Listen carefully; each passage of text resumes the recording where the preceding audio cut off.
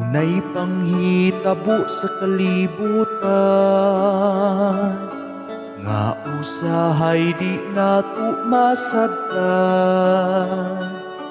May mga problema o kalisod nga agian, apan may kasulbaran ang tanan.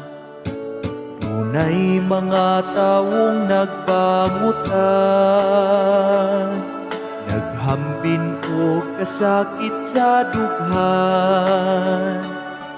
Kay ang mga mali payo nilang panagtuban, karon na pulihag kasakitan. Kalit nga panghitabo nga wa gyud nimo dahuma, nga may nawala nga miyembro sa pamilya. Apan ang tanan nga panghitabo dunay rason, ang kasakitan kinahanglang dawaton. Lisod ug di daling makalimtan, ang luha mo tulo di mapugnan. Apan dili kini mauy imong katapusan, tungod kay pagsulay ra ang tanan.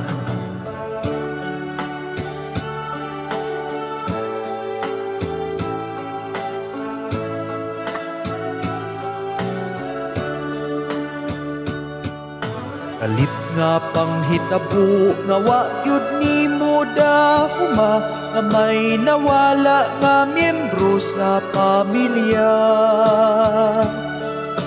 Apan ang tanan nga panghitabo dunay rason, ang kasakitan kinahanglang dawaton. Ayaw ug padala sa pagsulay, kinahanglang likon ka kanunay. Isalig ang tanan ngadto sa atong Ginoo, ang pagsulay makayara nimo. Isalig ang tanan ngadto sa atong Ginoo, ang pagsulay makayara nimo. Ang pagsulay makayara nimo, ang pagsulay makayara nimo.